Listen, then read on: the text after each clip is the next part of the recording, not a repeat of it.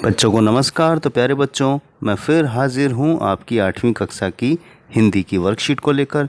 और कार्यपत्रक यानी worksheet number 18 है और तिथि यानी डेट है 21 सितंबर 2021। तो प्यारे बच्चों, आज हमें कविता पढ़नी है और कविता का नाम है भगवान के डाकिए, जिसको लिखा है रामधारी सिंह दिनकर जी ने। तो शुरू करते हैं प्यारे बच्चों। बड़ी अच्छी और सुंदर कविता है ये। प्यारे बच्चों, आपकी पाठ्य पुस्तक वसंत के पाठों पर आधारित इन कार्यपत्रकों के माध्यम से आपसे विभिन्न पाठों पर चर्चा की जा रही है। आइए इसी क्रम में आज रामधारी सिंह दिनकर रचित भगवान के डाकिए कविता पर चर्चा करते हैं। तो भगवान के डाकिए किन्होंने लिखी है? रामधारी सिंह दिनकर जी ने ये कविता लिखी है। तो प्यारे बच्चों, इस कविता में बादल और पक्षी के बारे में बताया गया है। असल में देखिए, इंसानों के डाकिए इंसान हैं, लेकिन भगवान के डाकिए कौन है? तो इस कविता में यही बताया गया है कि भगवान के डाकिए कौन हैं। तो आइए शुरू करते हैं कविता। पक्षी और बादल ये भगवान के डाकिए हैं, जो एक महादेश से दूसरे महादेश को जाते हैं। हम तो समझ नहीं पाते मगर उनकी लाई चिट्ठियाँ पेड़ पौधे पानी और पहाड़ बाँचते हैं। हम तो केवल यह आंकते हैं कि एक देश की धरती दूसरे देश को सुगंध भेजती है और वह सौरभ हवा में तैरते हुए पक्षियों की पांखों पर तिरता है और एक देश का भाप दूसरे देश में पानी बनकर गिरता है। तो इन पंक्तियों के माध्यम से कवि क्या कहना चाहता है? जो हमने ये पंक्तियाँ पढ़ी हैं पूरी कविता की, और कविता का नाम पक्षी और बादल है या भगवान के डाकिए है।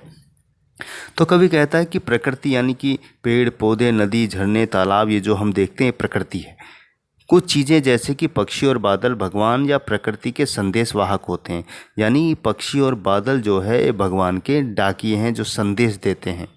पक्षियों के लिए कोई सीमा निर्धारित नहीं होती, यानी पक्षियों को कोई भाई सीमा थोड़ी है। इंसानों ने तो अपने लिए सीमा बना दी है कि आप अमेरिका नहीं जा सकते, एकदम से आप पाकिस्तान में नहीं घुस सकते, आपको वीज़ा लेना पड़ेगा, मतलब बहुत सारी चीज़ें करनी पड़ेंगी तब आप किसी देश में जा सकते हैं।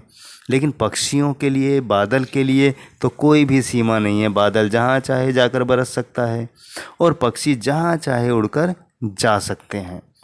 एक देश से दूसरे देश तक आ जा सकते हैं। उनकी बातों या संदेशों को हम नहीं समझ सकते, किंतु प्रकृति के अन्य अवयव जैसे पेड़ पौधे पानी और पहाड़ ही समझ पाते हैं। तो बादल और पक्षी की बातें कौन समझता है? पेड़ पौधे पानी और पहाड़।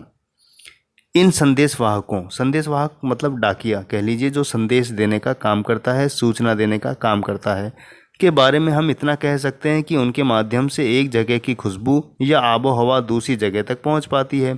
और हमें पता है कि बादलों के रूप में एक देश या समुद्र से पानी भाप बनकर दूसरी जगह पानी के रूप में बरसता है।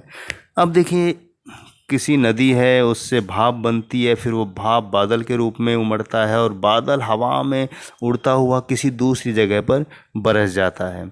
इसी तरह हमारा बगीचा मान लीजिए या फूलों का बहुत बड़ा बाग मान लीजिए, उसकी खुशबू, जो पक्षी बैठते हैं उसकी खुशबू उड़ती हुई पता नहीं कहाँ कहाँ दूर दूर तक चली जाती है। तो ये पक्षी और बादल के माध्यम से कितनी सारी बातें भगवान के जो ये डाकिए हैं कहाँ कहाँ अपनी खुशबू और पानी को बरसाते हैं, अपनी खुशबू को फैलाते हैं।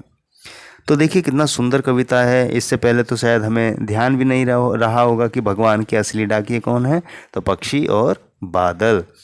तो देखते हैं इसके आधार पर कुछ प्रश्न हैं प्यारे बच्चों, उनका उत्तर देख लेते हैं। तो पहला हमारा प्रश्न है कि निम्नलिखित में से पक्षी शब्द का पर्यायवाची कौन सा पर्यायवाची नहीं है? जो नहीं है, देखिए प्यारे बच्चों, खग का मतलब भी पक्षी होता है, इसका भी पक्षी होता है, विहग का मतलब भी पक्षी होता है, लेकिन नाग का मतलब पक्षी नहीं होता। तो पहले प्रश्न का सही उत्तर ये है, ये घा। दूसरा है कि निम्न में से सुगंध का विलोम यानी सुगंध का उल्टा क्या होता है? इसका उत्तर भी घा है, दुर्गंध। अब प्रश्न 3 है कि भगवान के डाकिए पंक्ति से कवि का क्या आशय यानी क्या मतलब है? तो आइए इसका उत्तर देखते हैं। तो प्यारे बच्चों, पहले प्रश्न का उत्तर नाग यानी घा है ऑप्शन। दूसरे प्रश्न का भी घा है, दुर्गंध है। तीसरा, भगवान के डाकिये पंक्ति से क्या मतलब है? तो उत्तर है, जिस प्रकार डाकिये संदेश लाने का काम करते हैं उसी प्रकार पक्षी और बादल भगवान का संदेश हम तक पहुंचाते हैं। इसलिए कवि ने पक्षी और बादल को भगवान के डाकिये कहा है ना।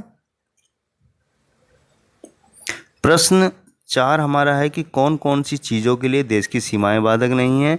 तो पक्षी और बादल के लिए, क्योंकि ये जहाँ मर्जी जा सकते हैं, कोई इन्हें ना रोक सकता है ना टोक सकता है। जहाँ उड़ मन करता है उड़कर चले जाते हैं, और बादल जहाँ हवा ले जाती है वहाँ उड़कर बरस जाते हैं। प्रश्न 5 है कि एक देश की भाप दूसरे देश में पानी बनकर गिरती है। पंक्ति का भाव लिखना है हमें। तो उत्तर है कि जैसे खिलने वाले फूलों की सुगंध एक देश से दूसरे देश में हवा व पक्षियों के पंखों के द्वारा पहुंच जाती है, उसी प्रकार एक देश का भाप बना जल बादलों द्वारा दूसरे देश में बरसता है। प्रश्न 6 है कि उपर्युक्त कविता में आपको कौन सी बात सबसे ज़्यादा अच्छी लगी और क्यों? अपने विचार लिखने हैं। तो इस कविता में हमें प्यारे बच्चों पक्षी और बादल विश्व बंधुत्व, एकता और आपसी सहयोग की चिट्ठियां बांटते हैं, क्योंकि ये हमेशा ये भेदभाव नहीं करते हैं प्यारे बच्चों। ये हमेशा एक दूसरे के संदेश देते हैं, क्योंकि ये भगवान के डाकिये हैं और अपने द्वारा सभी तक, दूसरे देशों तक खुशबू और जल पहुंचाते हैं। ये भेदभाव नहीं करते। यही बात हमें सबसे अच्छी लगती है। प्यारे बच्चों, आशा करता हूँ आपको ये कविता भगवान के डाकिये यानी पक्षी और बादल भगवान के डाकिये हैं, ये बहुत अच्छी लगी होगी। और हमें भी ये काम करते रहना चाहिए कि हमेशा अच्छी बातें करनी चाहिए, ऐसे काम करने चाहिए जिससे हमारे अंदर एक दूसरे के प्रति आपसी सहयोग की, मदद की भावना बढ़े, प्रेम बढ़े, आपस में प्यार बढ़े, भाईचारा रहे। ऐसी कोशिश हमें प्रयास करते रहना चाहिए, जिस तरह भगवान के डाकिये पक्षी और बादल अपने पानी और खुशबू को दूर दूर तक ले जाते हैं। तो प्यारे बच्चों, लेता हूँ विदा। मिलूँगा फिर आपकी नेक्स्ट वर्कशीट के समाधान के साथ। तब तक के लिए शुभकामनाएं। और मास्क लगाकर ही बाहर जाएं, भीड़ भाड़ में जाने से बचें और घर का खाना खाएं, स्वस्थ रहें।